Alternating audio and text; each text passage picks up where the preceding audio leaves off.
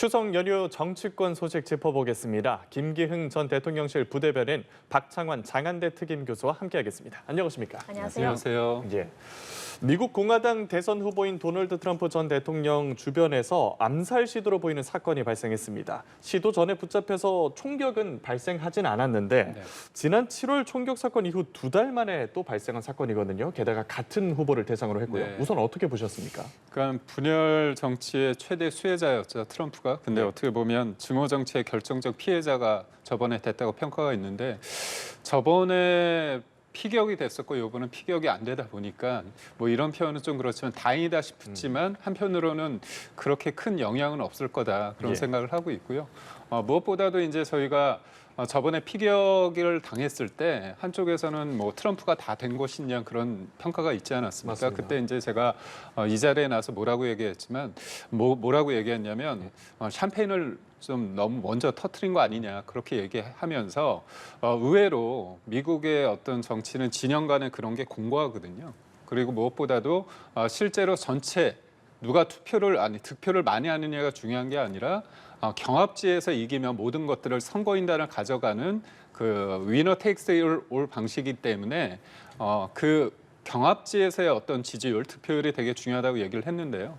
지금 여전히 해리스가 유리하다고 얘기를 하지만 자세히 보면 큰 격차가 없는 것으로 나와 있습니다. 그러니까 이게 또다시 어떤 트럼프의 어떤 지지자들을 결집하는 어떤 그런 기능은 하겠지만 전체적인 판사에는 좀 한계가 있지 않을까 그런 생각을 해봅니다. 이번 사건의 영향에 대해서 조금 더 여쭤보고 싶은데 그 샴페인의 거품이 다 꺼진 것 마냥 사실 TV 토론 이후 해리스 후보의 상승세가 좀 계속되고 있지 않습니까?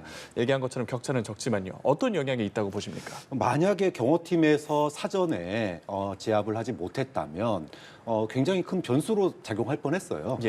저는 뭐 트럼프 대통령이 지난번에 피격당하는 장면을 온 전 세계가 다 봤잖아요. 근데 이번에는 피격당하기 직전에 이제 소위 말하면 제압이 된 건데 경호팀에 의해서 바이든 대통령하고 해리슨 후보가 안도를 했다는 거 아닙니까? 사고가 나지 않아서.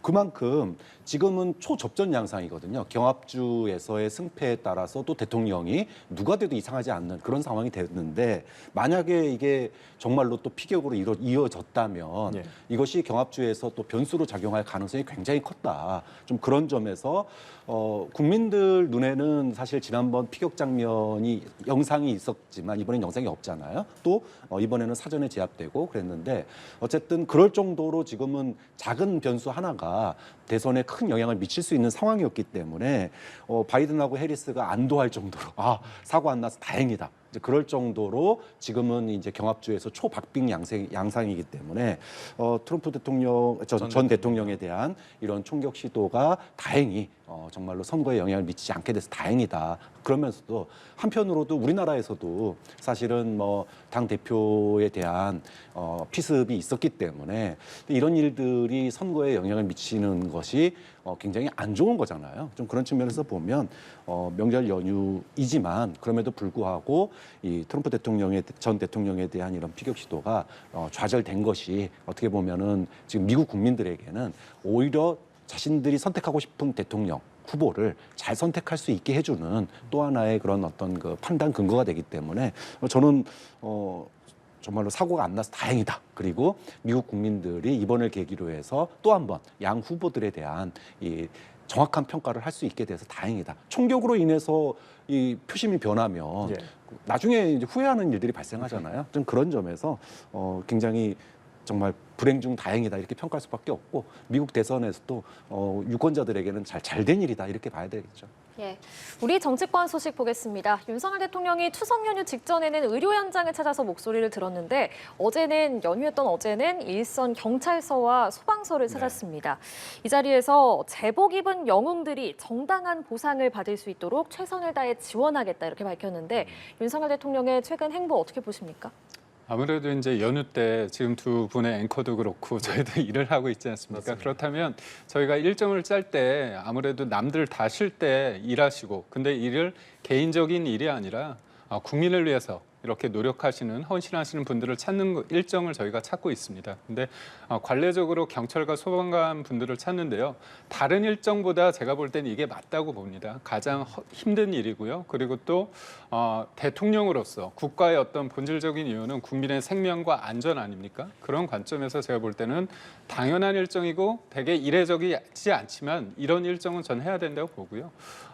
지금 추석이지만 많은 분들이 걱정을 하는 건 사실입니다. 그렇기 때문에 의정 갈등이 있기 때문에 이런 부분에 있어서 추석 때 응급실 이용을 제대로 할 수 있는지, 아팠을 때 내가 제대로 치료를 받을 수 있을지 이 부분에 있어서 대통령이 그래서 병원을 갔던 거고요. 그런 일련의 흐름 속에서 그렇다면 경찰과 소방을 찾는데 윤석열 정부의 특징이 있습니다. 뭐냐면 헌신하신, 국가를 위해서 헌신하신 분들을 잊지 않겠다. 그래서 매년 6월이 호국 보훈의 달인데 이때 특히 대통령이 참전용사, 그다음에 또 유니폼 제복 입은 분들을 위해서 굉장히 여러 일련의 일정을 소화하고 있습니다. 그런 관점에서 저는 그렇습니다. 대한민국이 외국 나가 보면 진짜 번듯하거든요. 많은 국가에서 우리나라에 대해서 존경을 표하고 있습니다. 그럴 때 결국은 뭐냐면 어려운 시절에 우리가 지금의 자유라는 거, 우리의 안전이라는 거 그런 부분을 하기 위해서 희생했던 분들이 계시거든요. 그래서 윤석열 정부 들어서 6.25 참전 용사에 대해서 영웅 제복 옷을 맞춰서 좀 드리기도 했습니다. 결국은 헌신하신 분들을 기억하고 있고 그분들을 위해서 우리가 다 존경하고 있다 이런 것들을 계속 끊임없는 어떤 메시지 전달을 통해서 대통령뿐만이 아니라 우리 정부뿐만이 아니라 국민들도 그런 마음을 갖게끔 하는 되게 중요한 어떤 계기가 된다고 저는 봅니다. 예, 추석 연휴에 국민의 생명과 안전을 위해서 의료 현장 이어서 또 경찰서와 소방서를 방문했다 이렇게 말씀해 주셨고 또 제복 입은 영웅들에 대한 존경의 의미도 있다 이런 식으로 말씀을 해주셨는데 흐름 어떻게 평가하시는지요? 그러니까 명절에 대통령께서 고생하시는 경찰 소방관들을 위로하고 또 격려하고 뭐 그런 메시지로서는 최고의 메시지다 이렇게 볼 수 있습니다. 근데 문제는 대통령의 메시지가 국민들에게 확연하게 와닿아야 되는데 사실은 대통령이 지금 뭐라 그럴까요? 그 소방, 경찰 이렇게 찾아가셔도 국민들 뇌리에는 뭐가 남냐 하면은 김 여사께서 이 마포대교에서 순시하는 그 사진만 딱 남아 있어요. 그러니까 이게 메시지가 가려져 버린 거예요. 왜 김 여사에 대해서 비판을 하냐 하면은 대통령의 메시지가 명확하게 전달돼야 돼요, 국민들한테. 그래서 공공복리를 위해서 제복 입으신 분들에게 정말로 정당한 보상이 이루어져야 됩니다라는 메시지가 기억에 남아야 되는데 국민들 눈에는 김 여사가 대통령보다 앞서서 마포대교 가가지고 순시하고 이거 높여라 낮춰라 이것만 기억에 남거든요. 그런 점에 있어서 명절 연휴에 메시지 관리에 실패했다라고 얘기할 수밖에 없는 거예요. 또 하나는 소방을 방문해서 위로하시는 건 너무나 잘한 일이신데 최근에 의료대란과 관련해 가지고 지금 지침이 내려간 게 이번 연휴에 이 119 팀이 언론과의 접촉을 자제해라 이렇게 또 공문이 내려갔단 말이에요. 그러면 아니 그 온 국민이 이번 명절 연휴에 인사가 뭡니까? 다치시면 안 됩니다. 이거잖아요. 어른들 만나면 다 그 인사예요. 119 가면 큰일 난다 지금. 그런데 이게 소방관들의 입을 막는다고 이런 걱정이 사라지는 게 아니지 않습니까? 좀 그런 점에서 참 안타깝다. 대통령의 메시지가 국민들에게 제대로 전달되지 않을 정도로 지금의 이 국정 동력이 사라지고 있는 것 자체가 굉장히 비극이다. 그런 생각이 드는 거죠. 예, 여야 의정 협의체에 대한 얘기도 듣고 싶습니다. 추석 전 구성이 불발이 됐어요. 교수님, 연휴가 끝나기 전에는 좀 해법이 찾을 수 있을까요? 굉장히 어려운 상황입니다. 예.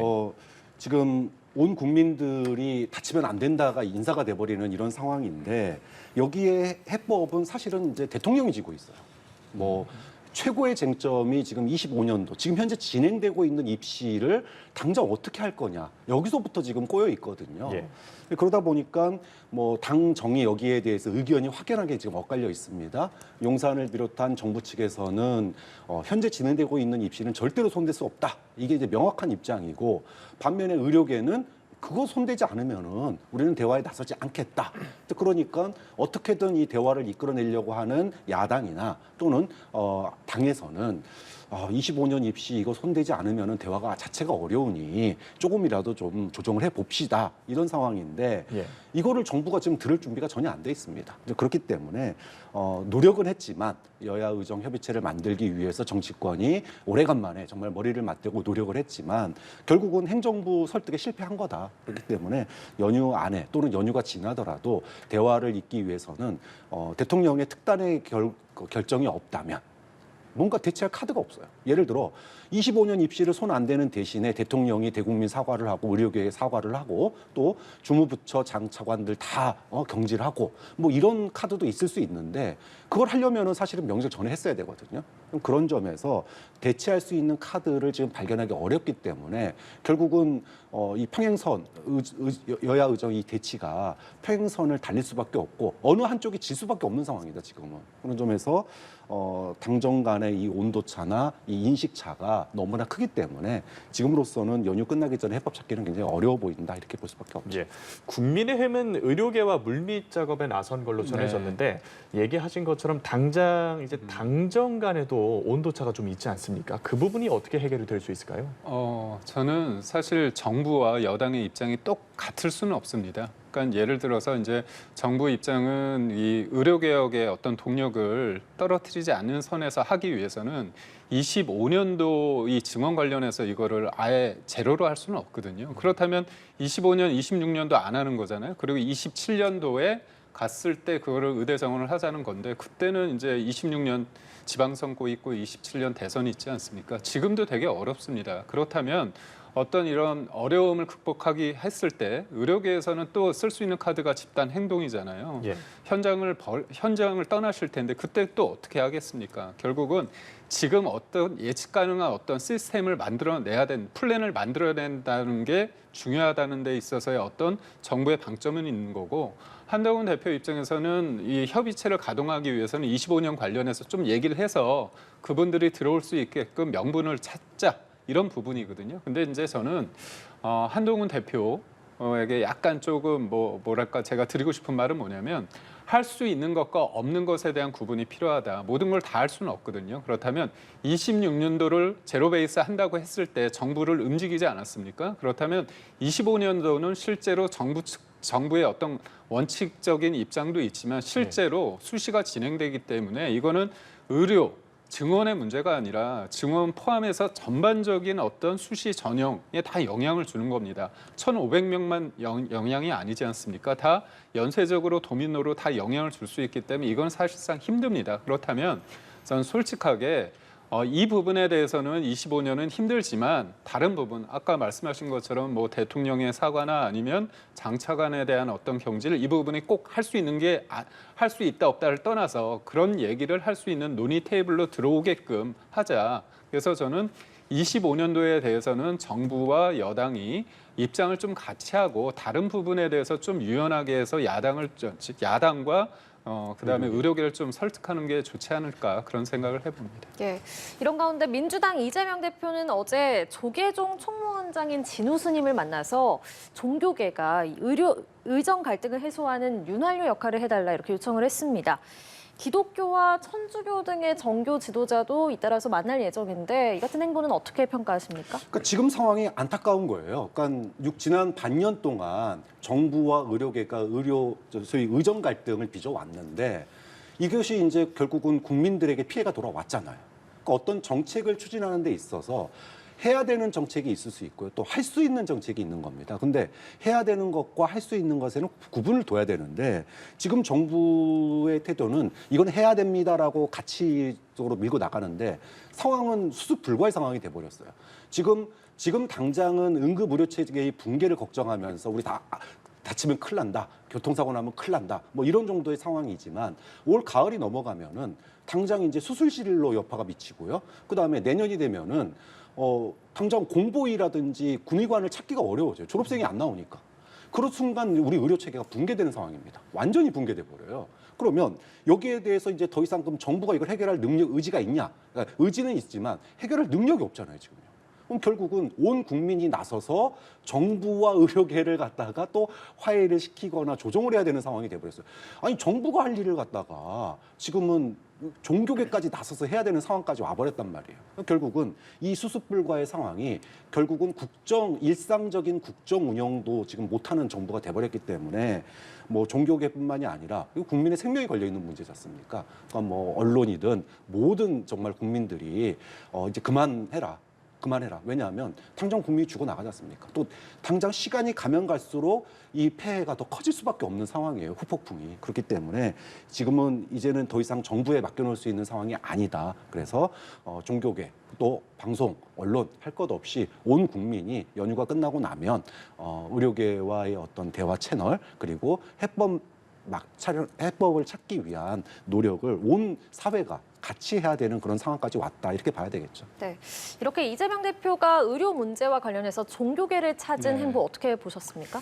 저는 뭐 무조건 비판할 수는 없는데요. 저는 조금 달리 보는 측면이 있습니다. 뭐냐면 이 부분에서 여야의 정의지 않습니까? 그렇다면 야당도 일종의 하나의 축입니다. 그렇다면 야당이 처음에 이 얘기를 한동훈 대표가 얘기했을 때 뭐라고 얘기했냐면 정치적 계산은 집어치우고 즉시 협의체를 가동하자 그렇게 얘기를 했습니다.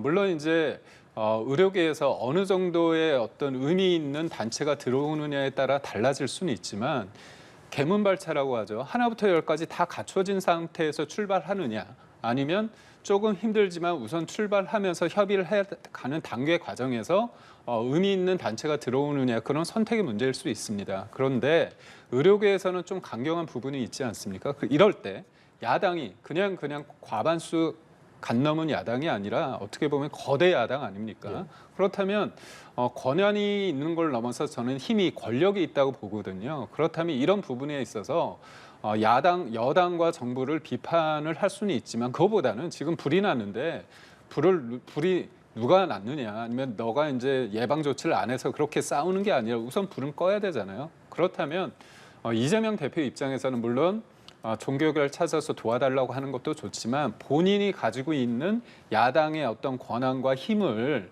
정부 측에 조금 보태주거나 아니면 도리어 의료계를 찾아가서 이런 부분에 대해서 그래 우리를 믿고 같이 한번 논의해보자 그런 식의 방안도 괜찮다고 보거든요. 약간의 지금 틈이 있다 보니까 틈을 약간 하면서 공격을 좀 하는 거 아니냐 싶어서 물론 의도는 아니지만 이런 해석도 가능해서 저는 이재명 대표가 좀 더 큰 정치인이 된다고 싶으면 어려울 때 이게 정치적 유불리를 떠나서 이럴 때 손을 잡아서 적극적으로 해주면 더 많은 분들이 이 사람이 리더십이 있고 대통령이 될 감이 되겠구나 그런 생각을 할 수 있다고 봅니다. 이 협의체 출발이 연휴 전에 이루어지지 않은 것에 대해서 민주당 측에서는 정부가 전향적으로 나서지 않아서 그런 거다라면서 정부 여당의 책임론을 주장하고 있거든요. 이번 추석 밥상 민심에는 이 부분이 어떤 영향을 미칠까요? 저는 개혁을 해서 예. 저번 총선에도 여당한테 별로 도움은 안 됐다고 봅니다. 이게 약 이슈가 있고 보면 강 이슈가 있는데 의료개혁의 필요성은 많은 국민들이 동의합니다. 그렇지만 이게 반대 입장에서 볼 때 의료계 입장에서는 굉장히 이게 강 이슈죠. 그러다 보니까 조직적으로 반발을 하는 겁니다. 근데 실질적으로 이게 7개월 전으로 더뎌지면서 사람들이 피로감이 있고 살고 죽는 문제이기 때문에 관심이 높아지기 때문에 이게 어려움이 있습니다. 그렇다면 이런 어려움 속에서 관리가 가능한 상태에서 욕을 먹지만 이거를 해야 되느냐 아니면 이걸 무위로 돌릴 것이가 되는 정치적인 어떤 정무적인 판단을 해야 되는데 저희가 잘해서가 아니라 저희가 부족하지만 정부가 부족하지만 국민들이 참고 이겨내 주셨고 또 의료진의 헌신으로 해서 지금까지 됐거든요. 그러니까 동틀 무렵이 가장 어둡다고 합니다. 조금 더 도와주시고 한다면 우리가 원하는 의료 개혁을 할 수 있고요. 이게 아주 솔직하게 말씀드리자면 지지율이 빠지는 이유 중에 하나입니다. 그렇다면 미래 세대 10년 뒤에 10년, 15년 뒤에 누군가는 이 혜택을 보겠지만 지금 윤석열 정부는 아니죠.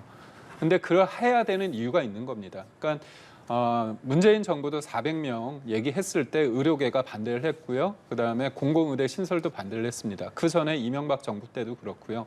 그러니까 의학 분업 이후에 의료계를 달래기 위해서 그때 정원 10%가 줄었습니다. 그러다 보니까 3천 명의 의료 정원이 계속 이어왔던 거거든요. 그러니까 지금 정부가 다 잘하고 있다는 말씀이 아니라 저희도 노력을 하지만 국민들께서 조금 더 도와주시고 의료진의 헌신이 있고 저는 무엇보다도 정부가 욕먹고 있으니까 의료계가 잘했다고 보는 게 아니지 않습니까? 의료계에 얼마나 많은 분들이 실망하고 있습니까? 그러니까 국민의 생명, 저는 그 앞에서 누구도 자유로울 수 없다고 보는데 의사 선생님들이 그 아픔 알지 않습니까? 저는 그래서 추석 때 어려울 때를 조건부로 들어오셔가지고 현장에 돌아오시고 그다음에 여기에서 논의를 하시는 게 맞지 않을까 싶습니다. 예, 추석 밥상 얘기 나온 김에 지금 네. 얘기하신 의료계 얘기 말고 이번에 또 어떤 화두가 오를지 한 가지만 짚어주신다면 어떤 게 있을까요? 아무래도 먹고 사는 문제겠죠. 지금 수출이 잘 되고 있습니다. 그런데 이게 수출이 잘 된다고 해서 실질적으로 내 주머니 사정이 좋아지느냐 그리고 자영업자분들이 상황이 좋아지느냐 다릅니다. 그러니까 수치상으로는 긍정적인 게 있지만 삶의 지표는 좀 다르게 있거든요. 그래서 저도 참 어려움이 있는 게 많은 분들이 저도 지역구 제가 이제 당협위원장이다 보니까 많은 분들이 얘기를 합니다. 그래서 제가 되묻습니다. 코로나 때보다 더 어렵냐 했을 때 아무래도 그때 어려움이 있지만 이 기억이라는 게 그 어려움이라는 게 조금 지나면서 지금이 더 커지는 부분이 있지 않습니까? 그럼에도 불구하고 정부 입장에서는 그 수출로 이어진 어떤 정부 정책의 어떤 성과가 나의 삶으로 그 온기가 이어질 수 있도록 면밀하게 살펴야 된다고 보고요. 이런 부분에 있어서 정부가 다시 한번 마음을 다잡고 잘해야 된다고 봅니다. 예, 교수님께도 여쭤볼게요. 협의체 얘기 먼저 마무리해 보면 여당 입장에서는 민주당이 적극적이지 않았다라고 지적했거든요. 네. 민주당 탓을 할 수가 없는 게요. 이재명 대표가 지난 4월 달부터 여야 의정 협의체를 만들자라고 제안을 했었어요. 그때는 정부는 물론이고 여당도 쳐다도 안 봤습니다. 나중에 이제 응급실 대란 터지니까 이제서야 부랴부랴 여야 의정 협의체 만들자고 한 거거든요. 그러니까 민주당에서 그동안에 뭐 의대 정원을 반대한 게 아니라 증가를 점진적이고 순차적으로 하자. 지금 이 상황은 도저히 풀어갈 수가 없다라고 지난 2월 달부터 얘기해 왔는데 결국은 그 말 듣지 않고 여기까지 밀어붙였다가 2,000명 밀어붙여서 여기까지 온 거 아닙니까? 결국 어떻게 됐습니까? 지금 대통령의 국정 수행 지지율이 20%가 지금 이제 무너지는 상황이에요. 결국은 정상적인 국정 운영의 동력이 상실돼 버렸습니다. 이거를 갖다가 우리가 뭐라고 불러야 되냐? 레임덕 또는 대덕이라고 부르는 거예요. 대통령과 행정부의 명과 권위가 완전히 사라져 버렸어요. 정권의 마지막 버팀목이던 70대, 그다음에 TK에서 지지율마저도 이제는 등을 돌리고 있는 상황입니다. 어떻게 나라를 이끌어갈지 걱정돼 죽겠어요. 그러다 보니까 이번 추석 밥상에 국민들이 정부 비판하기도 이제는 싫은 거예요. 그럼 누구에게 가느냐? 결국은 뭐 지금 의료 대란뿐만이 아니라 이 화살이 오롯이 다 김 여사한테 지금 쏟아지는 겁니다. 아까 추석밥상에 뭐 오를지 얘기를 했는데 예. 대통령이 소방과 경찰 위로 방문한 게 뉴스에 나오지만 그걸 보면서 국민들은 마포대교 사진을 떠올리는 거예요. 그다음에 도이치모터스 전주에 대해서 유죄 판결이 난 거 이 부분에 대해서 또 얘기를 할 거고 그다음에 면풍백 검찰에서 수심위에서 또 불기소 나온 거 얘기할 거고 결국은 이제 대통령의 국정 동력이 사라진 상황 속에서 김 여사에 대한 문제가 오히려 리스크가 더 커 보이는 겁니다. 이러다 보니까 이 추석 민심이 결국은 이제 대통령 이 현 정부의 레임덕으로 바로 이어지는 상황이 돼버렸다. 좀 그런 점에서 이 의정 갈등 문제, 응급 의료실 문제 이거를 갖다가 더 이상 고집을 피워서는 앞으로 남은 임기 절반도 안 났어 아직요. 이제 임기 남은 절반을 이끌어갈 동력 자체를 찾을 수가 없을 거다. 좀 그런 점에서 이제는 정부가 결단을 내려야 될 시점이 오지 않았냐. 이거 지금 결단 못 내리면은요 앞으로 10%대까지 더 떨어질 수 있다고 봅니다. 네, 10월 재보궐선거 얘기도 해보겠습니다. 전남 영광군수, 곡성군수 자리를 놓고 민주당과 조국혁신당이 맞붙는데요. 지금 각각 상대당 후보를 향해서 자격 미달이다, 이삭죽기다, 뭐 이런 날을 세우고 있습니다. 네. 어떻게 보고 계십니까? 저는 호남 유권자들 즐거울 것 같아요. 그러니까 그동안에 이제 호남이 민주당에 대해서 애증을 가지고 있잖아요. 예. 뭐 당연히 또 이번에 민주당이 되겠지라고 하는 생각들을 많이들 가지고 있는데 과거에 이제 그러다 보니까 민주당이 사실은 호남에서 지지율이 떨어지기도 하고 또 관심도도 많이 떨어지기도 하고 뭐 그랬었는데 그럴 때 국민의 당이 한번 휩쓴 적이 있었습니까? 그리고 또 지금은 이제 선택의 여지가 없었는데 조국혁신당 쪽에서 후보를 냈기 때문에 호남 유권자들은 정말로 너는 한번 경제해봐라 이런 마음도 있거든요. 한편으로는 민주당을 지지하면서도 또 한편에서는 건전한 경쟁이 됐으면 좋겠다라는 시각도 있기 때문에 지금의 어떤 그 소위 경합이 이루어지고 있는 거다. 그런 점에서 보면 민주당에게는 굉장히 매기 역할과 같은 그런 보궐선거가 될 수 있고 저는 민주당이 이거를 피하면 안 된다고 봐요. 오히려 이런 동력을 가지고 민주당이 더 호남과 민심에 더 다가갈 수 있는 정당이 되도록 저는 더 바짝 정신 차리고 할 수 있는 그런 좋은 계기다 이렇게 받아들이는 게 좋다고 봅니다. 예, 두 야당의 호남 쟁탈전 어떻게 진행될 거라고 보십니까? 저는 사실 저번에 총선 같은 경우는 43.97%가 조국 혁신당이 나왔습니다. 정당 투표율. 그다음에 민주당이 39.98%가 나와서 호남에서의 조국 혁신당의 어떤 힘 그거를 무시하지 못한다고 봅니다. 그다음에 또 이재명 전 대표의 전당대회에서도 전남 광주 지역에서 보면 이른바 투표율이 20%에 머물렀거든요. 그렇기 때문에 민주당에 대해서 호남이 조금 두고 보자. 제가 볼 때는 조금 뭐랄까요? 그 회초리를 들고 있는 형국이라고 저는 보고 있는데요. 그럼에도 불구하고 민주당이 사실 윤석열 정부에 대해서 비판하는 데 있어서 공격하는 데 있어서 일선에 있기 때문에 물론 조국 혁신당도 하지만 지금은 뭐냐면 저번처럼 지역은 민주당 그다음에 정당은 조국 혁신당 이렇게 나눠질 수 있는 상황은 아니지 않습니까? 그런 관점에서 볼 때 둘 중에 하나를 한다면 민주당이 좀 유리한 국면이 없지 않아 있는데 전남 지역에서 영광 같은 경우는 지금 분위기가 나쁘지 않다고 조국 혁신당에서 얘기하고 지지율도 그렇게 나오는 부분이 있습니다. 근데 저는 야당이 조국 혁신당 쪽에 좀 말씀드리고 싶은 게 뭐냐면 제3당으로서 12석을 얻고 광주에서 전남에서 40% 이상의 득표를 얻었는데도 불구하고 지금까지 보여진 측면은 윤석열, 김건희, 한동훈 그다음에 검찰 개혁 이 네 가지뿐이 없습니다. 그러니까 3당으로서의 어떤 양당의 어떤 강대강의 대치 속에서 제3의 정당으로서의 역할이 없었습니다. 그러니까 민주당보다 좀 더 세게 대통령을 욕하는 거 이상 그 이하도 아니거든요. 그런 관점에서 봤을 때 지금의 대한민국 먹고 사는 문제가 굉장히 중요하다고 얘기하면서 결국은 지금 추석 밥상 민심도 김건희 여사에 되게 올인하는 그러니까 국민보다도 김건희 여사 제가 볼 때는 권력서열 1위라고 생각하는 건 민주당 지지자 분들이거든요. 왜 그렇죠? 본인들의 머리에 윤석열 대통령을 공격하는 데 있어서 약한 고리라는 생각 때문에 지나치게 집착하는 게 아닌가 싶습니다. 이거는 협치도 아니고요. 결국은 저는 사적 보복 이상 그 이하도 아니라고 봅니다. 예, 알겠습니다. 자, 지금까지 김기흥 전 대통령실 부대변인 박창환 장한대 특임교수 두 분과 추석 연휴 정치권 소식 짚어봤습니다. 고맙습니다. 고맙습니다.